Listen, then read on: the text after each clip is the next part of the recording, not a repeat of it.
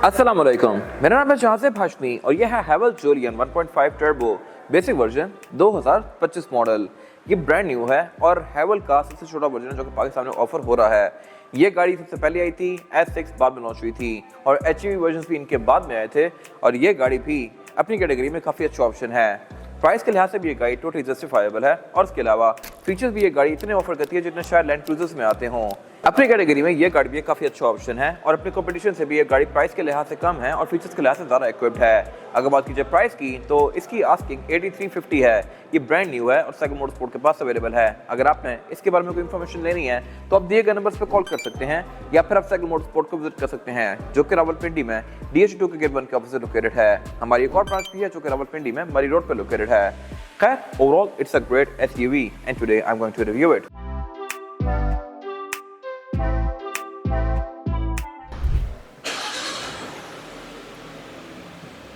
That's the exterior of this car। लेकिन अगर आपने रिव्यू यहाँ तक देख लिया है तो मेरे चैनल को सब्सक्राइब जरूर कर लीजिएगा और इस वीडियो को लाइक भी कर दीजिएगा।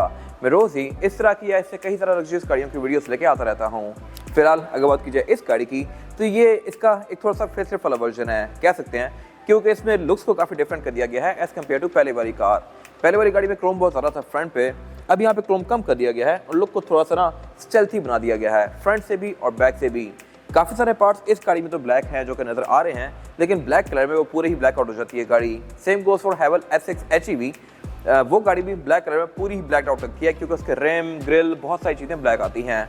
फिलहाल ये गाड़ी क्योंकि छोटा वर्जन है तो इसकी जो DRL है ये पट्टी सी कंटिन्यू करी है यहाँ नीचे बम्पर में है, जबकि इसका एक HEV वर्जन आ गया है उसमें ये वाला पूरा ही एरिया ग्लो करता है। मेरे ख्याल से ये लुक भी ठीक है बट वो लुक थोड़ा ज़्यादा स्टेल्थी और मज़ेदार लगता है। बाकी फीचर्स के लिहाज से ये गाड़ी छोटा वजन होते हुए भी काफ़ी ज़्यादा इक्विप्ड है। इस तरह से कि इसमें हेडलाइट बाइज राउंड वाली हैं, DRL तो आती ही हैं। इसके अलावा ये गाड़ी फ्रंट पे फ्रंट कैमरा भी ऑफर करती है क्योंकि इसमें 360 डिग्री कैमरा सेटअप है और भी इसमें कुछ ज़बरदस्त फीचर आती हैं जो कि मैं कवर करूँगा इंटीरियर में जाके।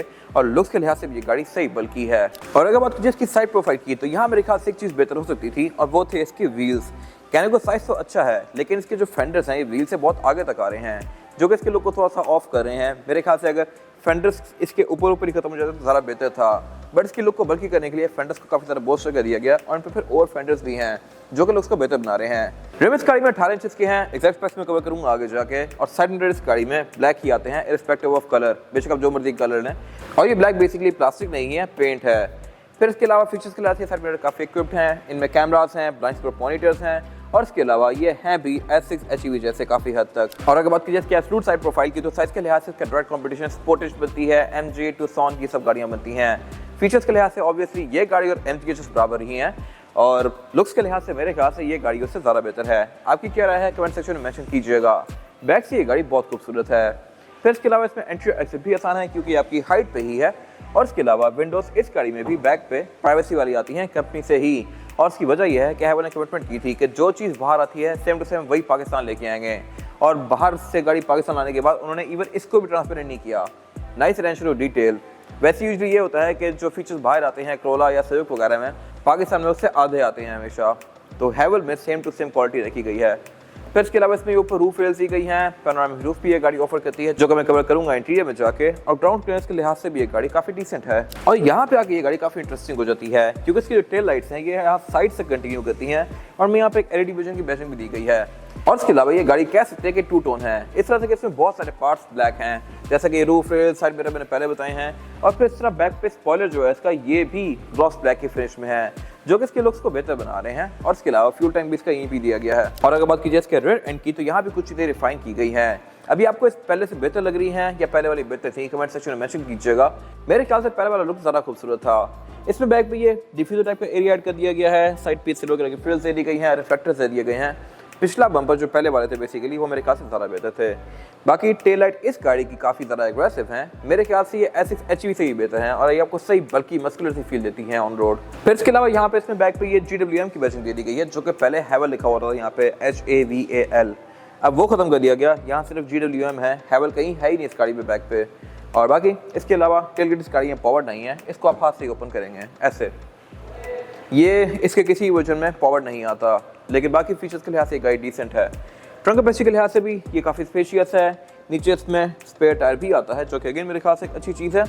वैसे यूजुअली पंक्चर रिपेयर किट के साथ आती हैं गाड़ियाँ, और इसके अलावा इसके रेयर बेंचेस भी 60-40 के स्प्लिट के साथ हैं। और अब अगर बात की जाए इस गाड़ी के इंटीरियर की, तो ये भी इस कैटेगरी में सबसे ज़्यादा खूबसूरत है। इसके बाद MG-HS आती है इंटीरियर की लुक्स के लिहाज से, लेकिन वो गाड़ी एक चीज़ बेहतर ऑफर करती है इससे, और वो है एम्बिएंट लाइटिंग। ये इसमें नहीं दी गई, अगर होती तो मेरे ख्याल से बहुत बेस्ट था, बट स्टिल लुक्स के लिहाज से ये सबसे ज़्यादा फ्यूचरिस्टिक और प्रीमियम लगता है। इसमें ये ब्लैक और ब्राउन की कॉम्बिनेशन के साथ है, और कर्टन्स भी इस गाड़ी में ऑफर होती हैं। फिलहाल अगर बात की जाए स्टीयरिंग व्हील की, तो ये मोर और लेस S6 HEV के स्टीयरिंग जैसा ही है, लेकिन जैसे इसकी जो ये स्पोक्स हैं ये बेसिकली कॉपर ब्राउन से कलर में है, और जूलियन में ये आता ही ऐसा है इस गाड़ी में, बेशक गाड़ी का जो मर्जी कलर हो। इसके अलावा बाकी है मल्टीमीडिया वाला स्टीयरिंग। ये गाड़ी क्रूज कंट्रोल भी ऑफर करती है, और ये क्रूज एडाप्टिव है, यानी कि अगली गाड़ी के हिसाब से स्पीड को कम और ज़्यादा करेगी। इस प्राइस पॉइंट पर आपको गारंटी मिलती है, जो कि फीचर्स के लिहाज से इससे आती भी नहीं है। और इसके अलावा ये गाड़ी पैडल शिफ्टर भी ऑफर करती है, यानी कि आप इसको मैनुअली भी चला सकते हैं। बाय द वे ये पैडल शिफ्टर भी सिर्फ छोटे वर्जन्स में आते हैं, S6 के भी और जूलियन के भी। जो इनके बड़े वर्जन्स हैं हाइब्रिड, उनमें पैडल शिफ्टर्स नहीं आते। इसके अलावा हेडलाइट के कंट्रोल्स भी इसमें इन्वर्टेड हैं। लेफ्ट पे हेडलाइट का फंक्शन है, राइट पे वाइपर्स का फंक्शन है। हेडलाइट्स ऑटोमेटिक हैं, और वाइपर्स भी इसके रेंज सेंसिंग है। इसके अलावा जो मीटर है इसका, ये पूरी ही स्क्रीन है। आप इसके थीम्स को भी काफ़ी हद तक चेंज कर सकते हैं। फिर ये स्क्रीन फीचर्स के लिहाज से भी काफ़ी लोडेड है। आप इसकी थीम्स को भी चेंज कर सकते हैं, ये आपको गाड़ी की स्टैट्स भी शो करवाएगी, जैसे कि ट्रिप्स, एवरेज किलोमीटर पर लीटर, आउटसाइड टेम्परेचर, और इसके अलावा वार्निंग्स वगैरह। आपको मल्टीमीडिया भी इसका यहाँ पे शो होगा, और ये स्क्रीन मेरे ख्याल से थोड़ी बेहतर इनकॉर्पोरेट की गई है as compare to S6 HEV। S6 HEV का बेसिकली एक टैब सही है जो कि ऊपर निकला हुआ होता है। आपकी क्या राय है कमेंट सेक्शन में मेंशन कीजिएगा। मेरे ख्याल से इसका मीटर S6 से ज़्यादा बेहतर है। फिर इसके अलावा इसके जो मीटर की हाउसिंग है ये भी क्वालिटी के लिहाज से ठीक है, और उससे पीछे इसका हेड्स अप डिस्प्ले दिया गया है। ये भी काफ़ी ज़बरदस्त फीचर है, जो कि यूजुअली अच्छी खासी महंगी गाड़ियों में आते हैं। ये हेड्स अप डिस्प्ले आपको अगेन रोड भी शो करवा रहा है, स्पीड भी शो करवा रहा है, और इसके अलावा गाड़ी की वार्निंग्स वगैरह भी शो करवाएगा, जो कि एक अच्छी चीज़ है। ये वैसे आपको लेक्सस LX 570 या नई वाली लैंड क्रूजर इन जैसी गाड़ी में देखने को मिलती है, बट अब इतनी छोटी गाड़ियों में भी आ रही है। और इसके अलावा डैशबोर्ड भी इसका लुक्स के लिहाज से काफ़ी स्पेशियस है। सेंटर में इसकी काफ़ी बड़ा सारा टैब दिया गया है, जो कि S6 की स्क्रीन से भी ज़्यादा बड़ा है। यहाँ पे Bluetooth, aux navigation, USB, Android Auto, Apple CarPlay, ये सारी चीज़ें आती हैं। और इसके अलावा इसका क्लाइमेट कंट्रोल भी आप यहीं से ही यूज़ करेंगे। क्लाइमेट कंट्रोल भी ये गाड़ी डुअल जोन ऑफर करती है, यानी कि ड्राइवर और पैसेंजर दोनों के लिए अलग अलग जोन्स दी गई हैं। इसके जो स्क्रीन का सॉफ्टवेयर है ये मेरे ख्याल से S6 से ज़्यादा बेहतर है। और बाकी यहाँ पे head up display, driving settings, comfort settings, ये सब चीज़ें यहाँ पे दी गई हैं। और सीट्स की सेटिंग में जाके मैं इसकी हीटेड सीट्स भी ऑन कर सकता हूँ। फ्रंट दोनों सीट्स इसकी हीटेड हैं। S6 में वेंटिलेटेड होती हैं, हीटेड नहीं होती। I am not sure why. इसके अलावा नीचे फिर यहाँ पे ये नॉर्मल बटन्स दिए गए हैं। ये एरिया पूरा रहते के फिनिश में है, एयरमेट नॉर्मल से दिए गए हैं। और इसके अलावा नीचे पे इसका वायरलेस चार्जर दिया गया है। फ़ोन ये गाड़ी चार्ज करती है, लेकिन बहुत सारा स्पीड से नहीं। अगर आपका फ़ोन 50 है तो आधे घंटे बाद ये 52 हो चुका होगा। फिर इसके अलावा भी इसका गेयर सिलेक्टर दिया गया है, जो कि रोटरी डिज़ाइन में है। इसमें जो गेयर सिलेक्शन है वो है PRND और मैनुअल की। आप इसको मैनुअली पैडल शिफ्टर से चला सकते हैं। इसके अलावा बाकी सारी यहाँ पॉकेट्स वगैरह दी गई हैं। पार्किंग ब्रेक इसकी इलेक्ट्रॉनिक है, और बैक पे फिर इसके ये कप होल्डर्स वगैरह हैं। पीछे पे इसका ये सेंटर कंसोल दिया गया है, जो कि स्पेस के लिहाज से बस ठीक है।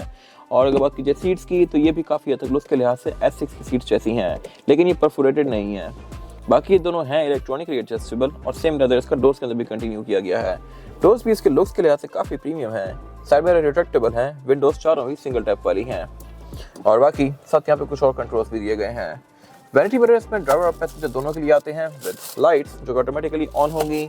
रियर व्यू मिरर इसका बॉर्डरलेस है, और ये है भी ऑटो डिमिंग वाला, तो फीचर्स के लिहाज से ये गाड़ी सही लोडेड है। बैक पे इसके ये सनग्लास होल्डर दिया गया है, और इससे पैनोरामिक रूफ भी आती है, जो कि आप यहाँ से ऑपरेट कर सकते हैं लाइक दिस।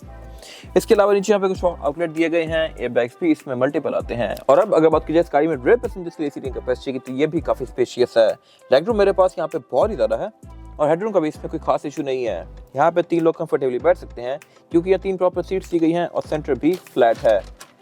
तो ये मेरे ख्याल से काफी खुली गाड़ी है। बैक पे पावर आउटलेट्स भी यहाँ पे दिए गए हैं पैसेंजर्स के लिए, एयर वेंट्स भी दिए गए हैं, और उसके अलावा स्टोरेज के लिए यहाँ पे बिन्स भी काफ़ी सारे दिए गए हैं। सेंटर में भी है, डोर्स में भी है। विंडोज में बैक पे सिंगल टैप वाली है, और यहाँ भी प्राइवेसी वाली, और उसके अलावा यहाँ पे पैनोरामिक रूफ भी आती है, तो रेयर पैसेंजर्स का व्यू ज़्यादा अच्छा है। सेंटर में फिर ये गाड़ी सेंटर कंसोल भी ऑफर करती है। सीट बेल्ट भी इसमें आती हैं, आईएसओ के पोर्ट्स भी हैं, और उसके अलावा ये एयर बैग भी ऑफर करती है बैक पे। इसके बाद अगर बात कीजिए इस गाड़ी के इंजन की, तो इंजन इसमें अब 2 ऑफर होते हैं। पहले एक ही आ रहा था, सिर्फ ही वाला इंजन 1.5 टर्बो। अभी रिसेंटली इसमें एक और इंजन भी आ गया है 1.5 HEV, जो कि हाइब्रिड होता है। वो गाड़ी परफॉर्मेंस के लिहाज से इससे थोड़ी सी तेज़ है, बट ये इंजन भी आपको कहीं भी तंग नहीं करेगा। नंदरस इस कैटेगरी की सारी गाड़ियां ही ऐसे इंजन ऑफर कर रही हैं। MG HS का इंजन भी 1.5 टर्बो है, प्रोटॉन वगैरह का भी। और इसके अलावा अगर आप स्पोर्टेज वगैरह देखें तो उनका इंजन 2000 होता है, लेकिन पावर उसकी इसके बराबर ही होती है। ये गाड़ी 156 हॉर्स पावर प्रोड्यूस करती है with 220 newton metre of torque.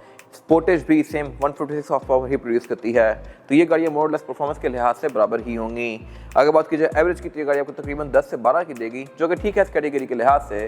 Transmission इसमें ऑटोमेटिक ही ऑफर होती है, और इसके अलावा इसका इंजन भी काफ़ी वेल इंसुलेटेड है। सब कुछ यहाँ पे सही ऑर्गेनाइज है, और इसके अलावा इसमें जो वायरिंग है वो ही बॉश की आती है। बोर्ड के अंदर इसके इंसुलेशन भी दी गई है, और by the way same to same engine Haval S6 में भी आता है बेसिक वर्जन के अंदर। बाकी इसके अलावा यहाँ कुछ खास है नहीं। इसके बाद अगर बात कीजिए टायर साइज की, और टायर साइज जो है जोलिया में ये है 225, 55 और 18। इसमें 18 इंचेस का मल्टी स्पोक रिम दिया गया है, जो कि ग्लॉस ब्लैक और एल्यूमिनियम की फिनिश में है। और इसके अलावा टायर भी इस गाड़ी में कम हो है, जो कि एक अच्छा टायर है, आपको 50-60 हज़ार किलोमीटर तक एक अच्छी राइड प्रोवाइड करेगा। फिर इसमें फ्रंट पे भी और बैक पे भी डिस्क ब्रेक दी गई है, जो कि एक अच्छी चीज़ है। और इसके अलावा इसमें ABS, ट्रैक्शन कंट्रोल और ड्राइव मोड्स ये भी आते हैं, जो कि इस राइड को बेहतर बनाते हैं। ये था आज का रिव्यू। अगर आपको रिव्यू पसंद आया है तो उसको लाइक कीजिए, मेरे चैनल को सब्सक्राइब कीजिए, और अगर आपके पास इस गाड़ी से रिलेटेड कोई राय है तो उसको कमेंट सेक्शन में शेयर जरूर कीजिएगा, ताकि वो लोग जो ये गाड़ी लेने वाले हैं वो आपकी राय से फायदा उठा सकें। अपना ख्याल रखिएगा। Thank you.